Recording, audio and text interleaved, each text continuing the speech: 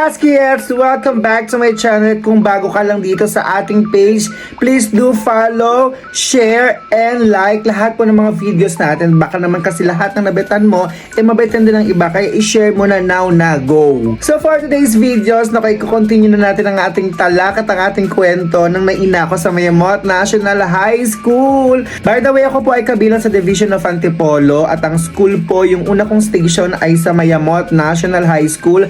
Sa may Masinag po, likod po siya ng SM Antipolo. May school po doon, Mayamot National High School po. Yes. Naging maganda naman po yung first year ko doon nung nasa MAPE ako. Sobrang saya. Sobrang dami kong natutunan doon.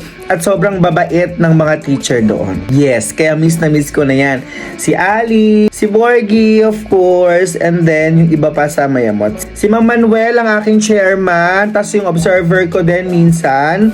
And si Aling, Malay Aling, hello sa inyo dyan, na-miss ko na kayo. At marami pang iba at hindi ko na po kayo mabanggit. Kung mapanood nyo tong video na to, please comment down below. Kung isa po kayo sa MAPE department. So eto na, nalipat na po ako ng PLE department after a year. So 1 year po ako nagturo sa MAPE, tapos nalipat na ako kagad ng aking major, which is sa TLE yan. Sa TLE na-enjoy ko rin naman, kaya lang nagkaroon ako doon ng mga hindi magagandang experience. Yes, and you know kung sino ka. At yung iba dun sa Mayamot, syempre kilala din nila, alam nila. Kasi kinuwento ko tsaka hindi naman siya secret. Kasi nung na-experience ko yun, as in talaga yung iyak ko. As in yung hagulgul ko.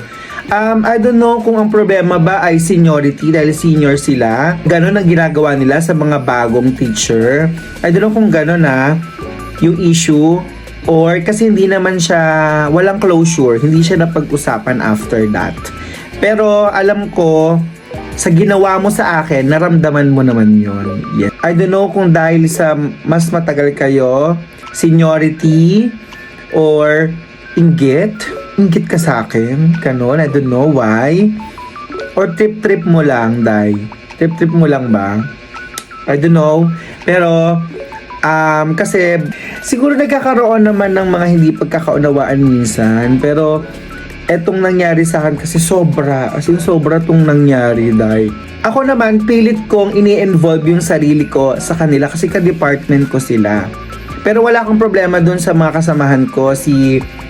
Si Ma'am Shigrimares, hello. Si Ninang, hello. At saka si Chang. Ayan, talaga yung mga love na love ko sa TLE department. Si Nunoy, si Sir. Hello, miss na miss ko na kayo. And ang ibang mga teachers dyan sa Mayamot National High School. So, eto si Teacher A.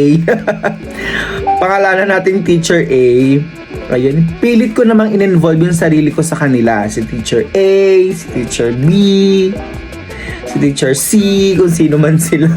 Basta ang concern ko lang talaga kay Teacher A and Teacher B. So, pilit ko namang in-involve yung sarili ko sa kanila. Especially kasi syempre, isa lang yung food laboratory na ginagamit namin. Pagka may performance, tas yung mga bata ko sa junior high school, sila din ganun sa senior high school. So, nanghihiram lang din. Hiraman, pero naman talaga, hindi nyo naman pag-aari ang food lab. Wala kayong pag-aari sa DepEd, hindi po sa inyo yan. So, anong nangyari ganito?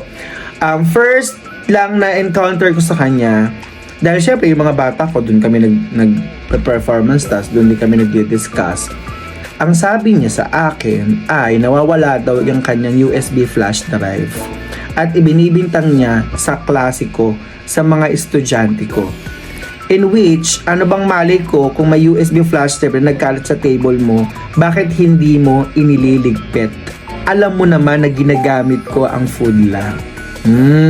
So, dapat paggamit mo, iligpit mo. Okay?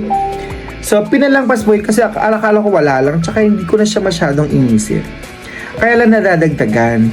Lagi siya nagpapasaring sa akin na may nawawala daw ng mga gamit, nawala na daw yung mga ibang kutsara doon, kutsilyo, mga baso, etc. Tools, utensils, hindi ko alam, equipment, yan, wala na. Tapos, grabe ito yung pinaka-worst na nangyari. Part 2 tayo! Paalam, Husky, yes!